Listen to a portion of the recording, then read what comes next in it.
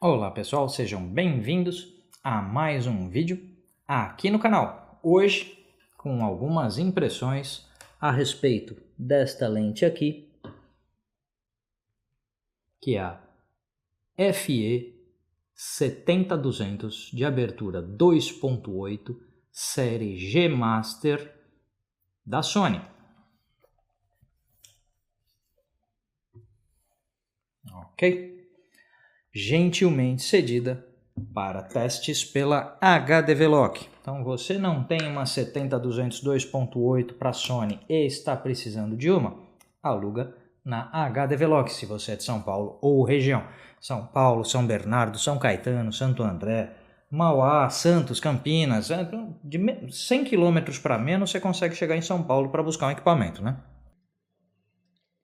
Então vamos falar um pouquinho, além da HDVLock, da chegada nos sites dos outros apoiadores aqui do canal, links na descrição do vídeo. Conheça também meu trabalho, me segue no Instagram, link para tudo isso aí na descrição do vídeo. Vamos falar um pouco do tijolão aqui, A70-200 2.8 GM OSS. Isso não é um review completo da lente, tá? Porque enquanto eu estive com a Sony A7 III, eu usei ela com várias lentes. Não fiquei o tempo todo usando só a 70-200. Então é um vídeo de impressões. Eu ia colocar esse conteúdo junto com o review da A7 III, assim como eu fiz com aquela lente 22mm STM da Canon, que eu comentei sobre ela no review da EOS M50. Só que ia ficar longo demais, porque o review da A7 III já tinha mais informação para passar. Assim sendo, resolvi separar esse conteúdo sobre a 70-200 2.8. Vamos lá, a lente em si, você tem aqui anel de zoom dela, ela não tem movimentação durante o zoom, o que é uma coisa positiva, ou seja, o zoom se dá internamente na lente. Mesma coisa sobre a movimentação de foco, não há nenhum movimento, não há nenhum elemento se torna protuberante, ela não muda de tamanho e nem move suas partes enquanto você opera zoom e foco. Os comandos dela de autofoco e manual, de distância, se o autofoco vai operar na escala completa ou se a partir de 3 metros apenas até infinito. O estabilizador de imagem e os modos de estabilizador de imagem 1 e 2, né? Que é para modo completo na mão ou para quando a câmera está no monopé, por exemplo, para você fazer panning. Todos os comandos aqui. O colar para tripé dela, então aqui você tem a conexão para tripé, o colar gira. Aqui eu posso dizer assim, primeira coisa que eu chamaria de uma crítica, o colar não tem os cliques nas posições, né, vertical e horizontal, ele gira livremente sem cliques. É bacana quando você tem o cliquezinho, um pontinho que você sente uma resistência, ou ele faz um barulhinho, para que você saiba que você chegou na posição de 90 graus aqui, né, para horizontal e vertical. Então ele não tem isso, você acaba ficando com ele de giro livre, você vai meio que no olho aqui para alinhar com as marcas que ele tem. E o colar não sai da lente, o que sai é só o pezinho, aqui caso você não queira usar. Quando o colar sai inteiro da lente, você alivia o peso da lente, algo que não é possível nessa aqui. Fora isso, tá? É uma lente 70-200 2.8, como todas as lentes 70-200 2.8 do mercado. Todas elas são grandes, todas elas são pesadas. Ela pesa exatamente 1.480 gramas, que é o peso da 70-200 2.8 da série L de terceira geração da Canon, que eu acho que é mais ou menos o mesmo peso também da Nikon. Então assim, a 70-200 2.8, como todas as outras 70-200 2.8 que estão no mercado, basicamente é isso. Então se você precisa de uma 70-200 2.8, ela está no patamar aí de tamanho, de peso e de funcionalidades que se espera desse formato de lente, desses comprimentos focais. É uma lente bem construída e bem elaborada, tá? 4 elementos de baixa dispersão, os elementos ED dentro dela, 2 Super ED, então já são 6 elementos aí de vidros de baixa dispersão, 2 elementos asféricos. Então a gente pode dizer que é um projeto óptico sofisticado, né? Não é uma lente popular, não é uma lente baratinha, é uma lente para desempenho de alto nível. Se a gente pegar naquele site o DxOMark, o DxOMark eu não acho que ele faça grandes avaliações de câmeras, mas eu acho que eles fazem boas avaliações de lente, no sentido de resolução, nitidez, aberrações cromáticas, o que dá para medir de uma lente. Também não dá para eles medirem a durabilidade da lente, se a lente tem ou não tem precisão de focalização, porque isso depende em qual câmera você usa. Tem coisas que o DxOMark não mede muito bem, porque nem dá. Mas dentro daquilo que eles podem medir, o que acontece? E se a gente comparar com a Canon 70-200 2.8L de terceira geração e com a Nikon a 70-200 2.8G EDVR2, notem que eu não estou falando da Nikon 70-200 2.8 EFL EDVR. Lembrando que eu tenho um vídeo aqui no canal explicando a sopa de letrinhas das lentes Nikon. Tá? Se você fica perdido com a nomenclatura da Nikon, dá uma chegada naquele vídeo, porque é para ficar louco mesmo com essa nomenclatura. Então a 2.8 EFL EDVR da Nikon, que é mais nova, não tem os dados dela no DxOMark ainda no momento em que eu gravei este vídeo. Tinha lá os dados da 70-200 2.8G EDVR2. Então se a gente pegar esses dados que tem no DxOMark, a lente da Sony, 2.8 GM, então GM em Sony é de G Master, a série topo de linha da Sony, OSS, que é o estabilizador de imagem da lente, explicando um pouco a nomenclatura da Sony, ela ganha em nitidez e em transmissão de luz da Canon e da Nikon. Então ela é um pouco mais nítida do que a Canon e que a Nikon, e a transmissão de luz, ela se aproxima mais da abertura real 2.8. A Canon e a Nikon porque a abertura geométrica delas é 2.8, a transmissão de luz, a escala T, sempre é um pouco inferior à escala F. E essa lente ela se aproxima mais da transmissão real de luz de 2.8 do que a Canon e que a Nikon. Por outro lado, ela perdeu nos dados do DxOMark em distorções e em aberração cromática da Canon. E ela perde em vinhetagem da Canon e da Nikon. Vinhetagem é um problema menor das lentes, quando não é extremamente forte, é um problema menor, você corrige isso com muita facilidade quando vai tratar as imagens. Agora, a aberração cromática já é um problema um pouco mais sério, não quer dizer que ela tenha muito, ela só perdeu da Canon nisso. Posso dizer que ela é, então, um pouco melhor do que a 70-200 da Nikon, daquela que tem os dados lá no site, e que ela empata com a Canon, porque ela ganhou em transmissão de luz e nitidez, perdeu em aberração cromática e distorções, então ganha, né, 2 fatores, perde 2 fatores. Eu acho que ela empata com a terceira geração da 70-200 2.8 da Canon e ganha por pouco da 70-200 da Nikon. Suponho que a Nikon, quando entrar no site os dados da EFL EDVR, a Nikon vai empatar esse jogo aí. Em termos de preço, essa lente está custando perto de $2.600. A Nikon está custando perto de $2.800, aí já a versão mais nova, mais cara. Então a Nikon é um pouco mais cara que essa lente. E a Canon está custando $2.100, é um bom pedaço mais barato. Assim sendo, na hora que você vai montar o teu kit de câmera e lente, dá aquela pensada. Para uma lente que desempenha igual a versão da Canon, eu acho que tanto a Nikon quanto a Sony custam caro. Né?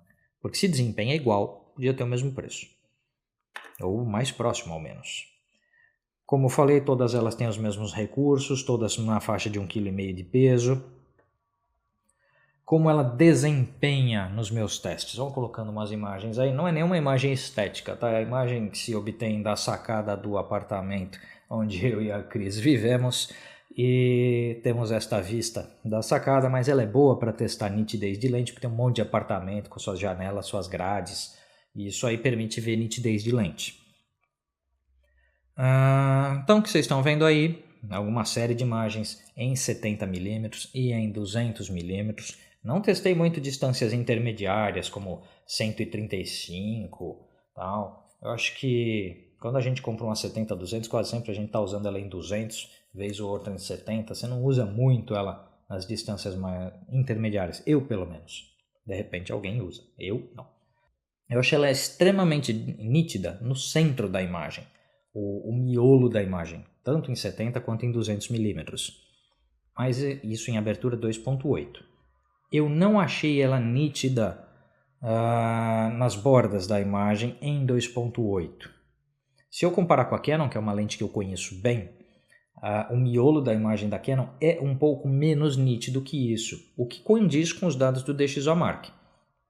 Por outro lado, a nitidez da Canon vai mais por igual até as bordas. Então ela parte um pouco menos nítida, mas é igual no todo.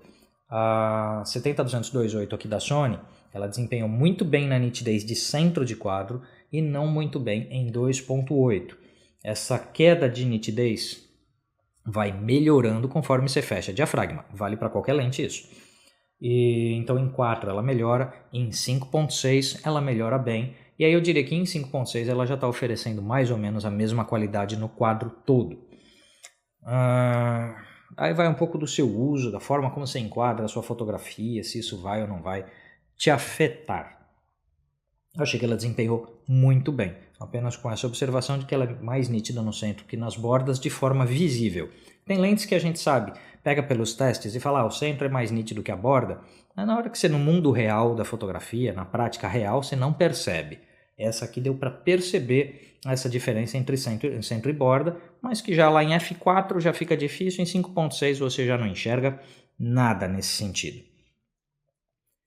Assim sendo, resumo da ópera, para quem precisa, uma coisa válida de se dizer é que ela tem aquela borrachinha aqui em volta, tá, do mount dela, para evitar a entrada de umidade na câmera. Então, se você vai para uma condição climática não das melhores para o seu trabalho, tem uma proteção ali contra a entrada de poeira e umidade entre a lente e a câmera, o que é uma coisa muito bem-vinda. Se a gente pegar o Lens Rentals, o blog do Lens Rentals, eu vou colocar link para tudo isso na descrição, eles já desmontaram uma lente dessa e eles elogiam a construção interna dela em termos de selagem, proteção contra umidade e poeira, num nível bastante parecido com o que fazem aí a Canon e a Nikon. Assim sendo, o resumo da ópera que eu posso dizer é, se você precisa de uma 70-200-2.8 e você usa a câmera da Sony, você tem uma boa lente para usar. Se você já tem uma 70-200-2.8 da Canon ou da Nikon porque você usava essa marca antes de ir para a Sony, uma câmera como a A7 III que está aqui com o Metabones foca tão bem com a lente da Canon do que com a lente da Sony. Então você não precisa trocar, você não vai ter um benefício de troca se você hoje tem uma lente, não sei a Nikon porque eu não testei, mas acredito que se comporte parecido. Se você tem uma lente da Canon 70-200-2.8, não tem a necessidade de você comprar a lente da Sony, compra lá o Metabones e usa na câmera. Numa A7 III funcionou perfeitamente. Câmeras anteriores da Sony desempenham mal com adaptador, mas a A7 III desempenhou muito bem. Falei isso no review dela. Então assim, se hoje você é usuário Sony e precisa de uma 70-200-2.8 e você não tem uma que você tenha guardado de outro kit de trabalho teu, essa é uma excelente de uma lente. Um pouco inflacionada em preço comparado com o preço da Canon, mas é uma excelente lente.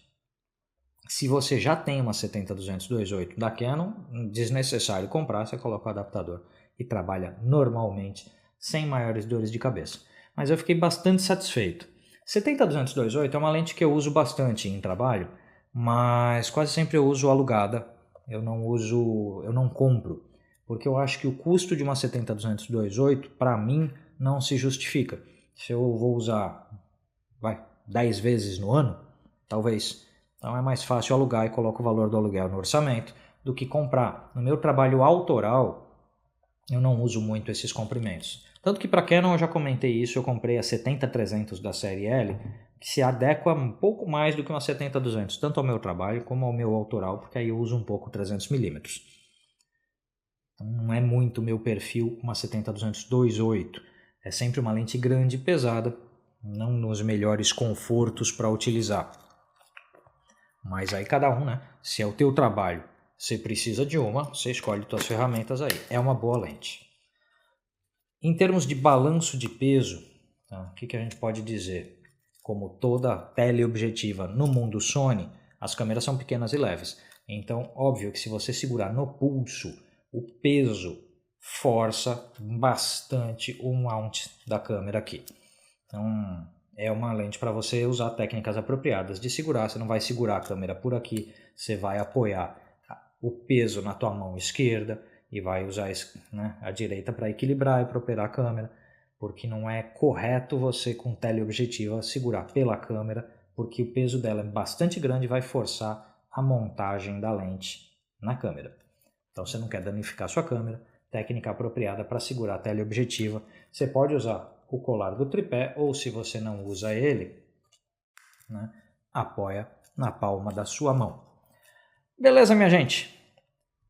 Gostei da lente, gostei bastante. Eu acho que é uma ferramenta de qualidade. A Sony tinha uma linha de lentes mais limitada no começo, no lançamento das mirrorless da Sony, e eles vêm trabalhando muito bem para cobrir as lacunas. Já tem aí uma 400mm, tem a 100-400, tem essa 70-200-2.8. Então, eu acho que a Sony está com uma linha de lentes bastante bacana. Gostaria que a marca precificasse elas um pouco mais próximo do que o que a Canon faz, porque isso talvez até incentivasse mais gente a não fazer o que eu falei, que é usar a lente com adaptador, porque aí você compra a Canon $500 mais barato, com mais um pouco você põe adaptador e ainda sai mais barato. Então, se a Sony precificar um pouco melhor as lentes, vale para a Nikon, isso que eu estou falando. Um monte de gente prefere comprar Sigma ou Tamron para a Nikon, porque a Nikon exagera no preço da lente. Então, minha sugestão para a Sony, se tem alguém ouvindo aí, Sony Brasil, se puder passar adiante para a Sony nível mundial, precinho mais camarada nas lentes é bem-vindo. Eu tenho certeza que todos os usuários da marca vão gostar disso. Mas é uma tremenda de uma lente, gostei bastante de utilizá-la, fez um bom par com a A7 III em diversas situações, desempenho de focalização, de qualidade ótica, muito boa. Tá joia, gente? Era isso por enquanto, a gente se vê no próximo vídeo, dá aquela chegada no meu site, no meu Instagram, no site dos apoiadores do canal e dá aquela forcinha para esse espaço em apoia.c/Armando Vernalha. A gente se vê por aí, até mais!